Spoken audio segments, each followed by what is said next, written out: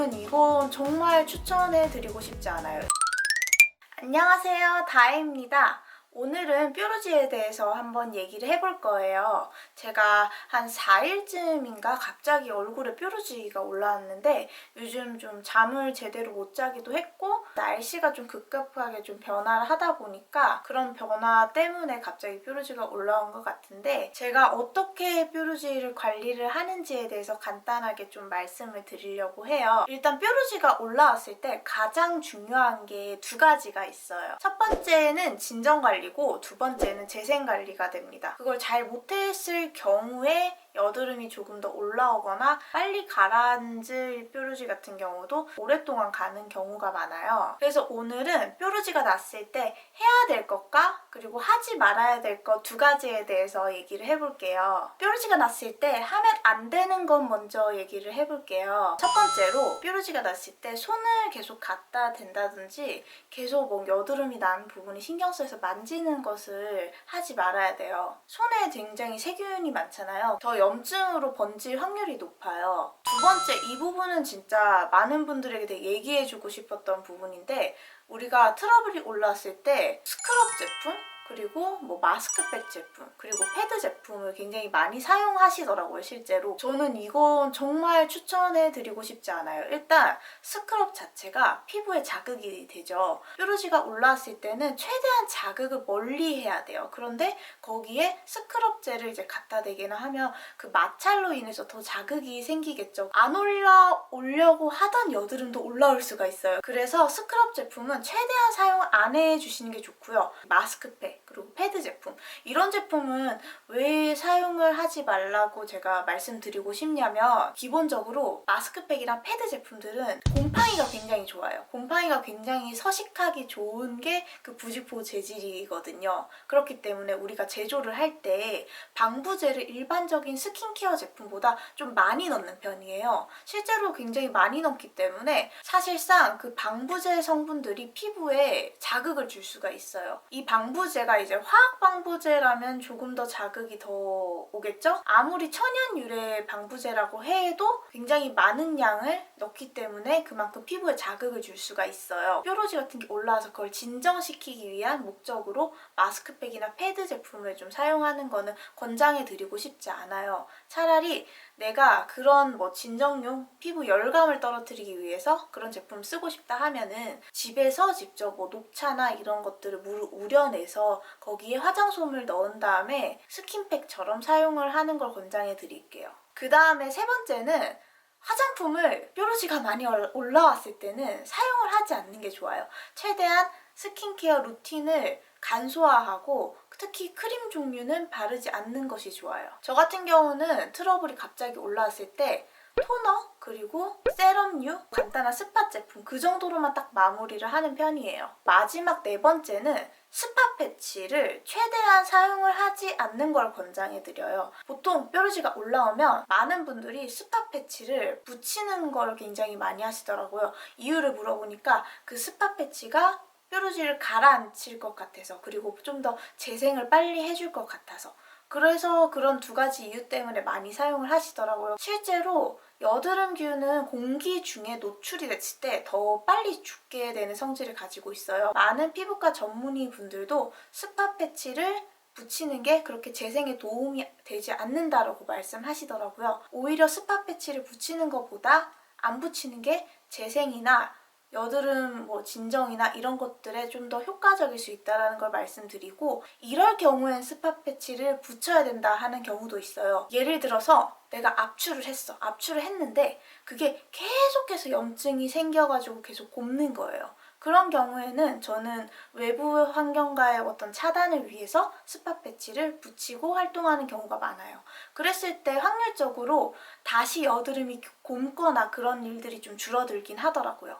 이번에는 뾰루지가 올라왔을 때 해야 되는 것에 대해서 얘기를 해볼게요. 일단 첫 번째로 압출을 해야 될 뾰루지는 압출을 하는 것이 중요해요. 뾰루지가 올라왔을 때 많은 분들이 이걸 압출을 해야 돼요? 압출을 안 해야 돼요? 라는 걸로 굉장히 많은 고민하시는 것 같아요. 근데 압출을 해야 될 애는 무조건 압출을 해야 된다고 생각을 해요. 예를 들어서 이미 골마버린 여드름 같은 경우에는 빠르게 압출을 하고 그리고 재생관리를 빠르게 들어가는 게 훨씬 좋거든요. 압출하려는 어떻게 또 선택을 하냐라고 하면 딱 눈에 봤을 때 이게 뾰루지가 노랗게 골문 경우 있죠. 그런 경우에 압출을 해야 되고요. 압출기로 꾹 눌러보면은 나오진 않는데 자세히 보면은 안에 약간 노랗게 보이는 것들이 있어요. 그런 애들은 이제 곧 골물 애들인 거예요. 얇은 바늘을 이용해가지고 깊이 찔러요. 빠르게 골물 수 있게 오히려 만드는 편이에요. 빠르게 곪게 해서 압출을 하고 바로 재생관리로 넘어가는 경우가 많은데 이런 뾰루지 같은 경우는 제 경험상 바늘로 찔러 놓으면 그 다음날 아침에 보면 골마 있는 경우가 많아요. 물론 그 다음날 곪게 만들려면 좀 깊이 찔러야 돼요. 그거는 좀 알고 계시면 좋겠고 저의 그냥 팁이에요. 이건 저의 팁이고 그리고 이제 아침에 골랐으면 그걸 또 압출을 하고 바로 재생관리로 넘어가면 되겠죠. 압출을 하지 말아야 애들은 어떻냐면 뭔가 노랗게 곪진 않았고 살짝 이제 빨갛게 올라오려고 하는 듯이 보이는 애들 이거나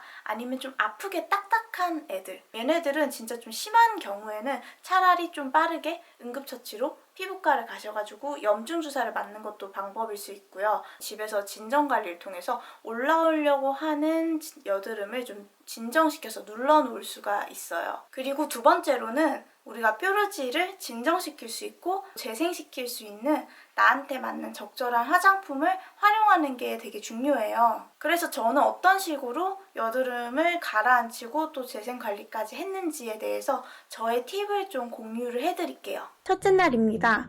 볼이랑 코 주변에 뾰루지가 올라왔어요. 압출을 먼저 해줍니다. 바늘로 찌르고 압출기를 사용해서 상처가 최대한 생기지 않게 하는 것이 중요해요. 볼에 크게 올라온 뾰루지는 좀 더 빠른 압출을 위해서 바늘로 깊이 찔러 골물 수 있도록 유도할게요. 압출로 자극받은 피부를 진정시켜 볼게요. 저는 식물성 추출물들을 화장솜에 묻혀서 스킨팩처럼 쓰고 있어요. 자극받은 피부 위에 올려서 피부 열감을 식히고 진정에 효과가 좋아요. 피부가 빠르게 진정되었어요. 이제 티트리 오일을 사용할 거예요. 보통은 면봉 또는 화장솜을 사용하지만 저는 손을 깨끗이 씻고 손가락을 이용해요. 트러블을 압출했거나 트러블을 가라앉혀야 하는 부분에 티트리 오일을 콕콕 찍어 발라주세요. 티트리 오일은 항염, 소염에 효과가 있어서 활용 범위가 높아요. 마지막은 진정과 더불어 재생에 효과를 주는 앰플을 사용해요. 앰플을 2방울 정도 트러블로 인한 상처 부위에 떨어뜨려서 흡수시켜주세요. 확실히 상처와 흔적이 빠른 속도로 아무는 걸 느낄 수 있어요. 바늘로 찔러놓은 뾰루지가 곪아서 깔끔하게 압출했어요. 똑같이 진정재생 관리를 해줘요. 볼 부분에 딱지만 남아있어요. 4일째에 딱지를 떼어내고 보니 거의 다 아문 상태예요. 저의 스킨케어 팁을 간단하게 보여드렸는데 결국에 제가 가장 메인으로 관리할 때 신경 쓰는 제품 2가지가 이 제품 2가지인 것 같아요. 얘는 티트리 오일이고 얘는 이제 병풀 정량 추출물, 즉 파우더로 만들어진 제품이거든요. 티트리 오일 같은 경우는 굉장히 많은 분들이 사용을 하고 계시는 제품이죠. 티트리 오일은 실제로 이제 호주의 원주민들이 옛날부터 계속 써오던 허브거든요. 그리고 이 티트리 오일 안에 터피네올이라고 하는 활성 성분이 있는데 이 성분이 직접적으로 여드름 진정에 도움을 주게 됩니다. 우리가 티트리 오일을 굉장히 쉽게 구할 수도 있는데 구매를 할 때 가장 중요한 거는 결론적으로 터피네올의 함량이에요. 이거를 공개하는 데도 있고 아닌 데도 있는 것 같은데 소비자분들이 좀 알기는 힘든 부분이긴 해요. 터피네올의 함량이 높으면은 그거를 좀 상위 그레이드의 티트리 오일로 치고 그리고 터피네올의 함량이 낮으면 이 티트리 오일은 좀 효과가 좀 떨어질 확률이 높아요. 그래서 우리가 어떤 회사에서 티트리 오일을 샀는데 그거는 좀 효과가 있고 그리고 어떤 회사의 티트리 오일을 구매했는데 효과는 좀 없는 것 같이 느껴진다고 하면 그 안에 있는 터피네올의 함량의 차이가 이유가 될 수가 있어요.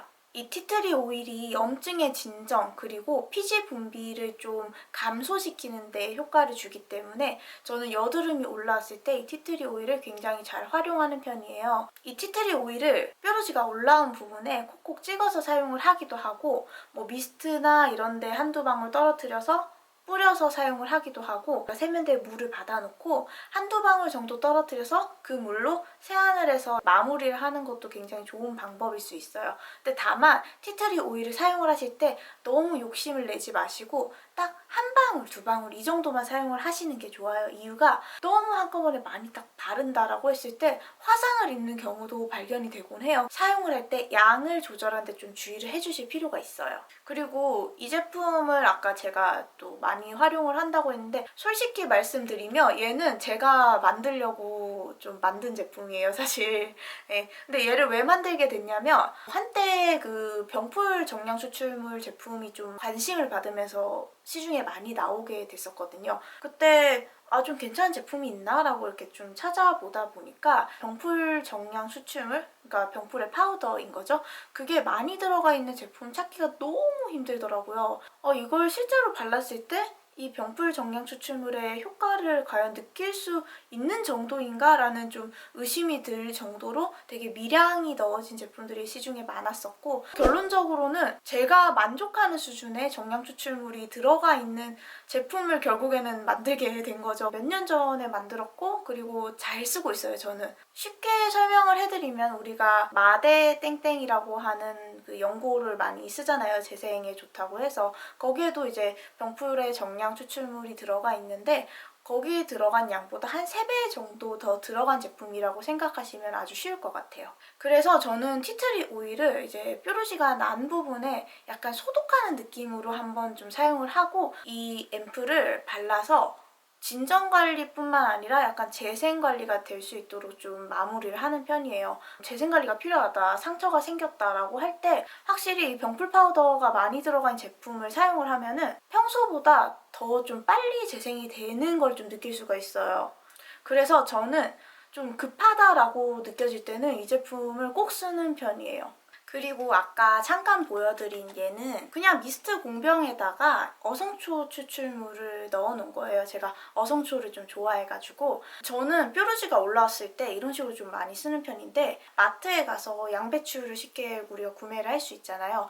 그거를 푹 삶아가지고 양배추 물을 좀 뺀 다음에 걔를 또 냉장고에 식혀서 걔도 똑같이 이렇게 활용을 할 수가 있고요. 녹차 잎을 또 구매를 해서 녹차 우린물을 또 내서 걔도 식혀서 이런 식으로 사용을 할 수가 있어요. 제일 좋은 건 우리가 이 화장품을 구매하는 게 아니니까 돈을 많이 세이브할 수 있다는 장점이 있어요. 그리고 아까 제가 꼭 하지 말아야 될 것에 마스크팩이나 패드를 사용하지 말라고 말씀을 드렸잖아요. 그때 이런 추출물들을 화장솜에 이렇게 뿌려가지고 스킨팩처럼 활용을 하면 또 굉장히 좋아요. 오늘은 뾰루지가 올라왔을 때 어떻게 해야 되는지와 저의 간단한 스킨케어 팁을 좀 보여드렸는데요. 요즘 날씨가 너무 변덕스러워가지고 저처럼 갑자기 뾰루지가 올라거나 그런 분들이 되게 많으실 것 같은데 그때 제가 알려드린 정보나 저의 간단한 팁이 조금이라도 도움이 됐으면 좋겠습니다. 다음에도 유익한 스킨케어 팁으로 찾아뵐게요. 안녕!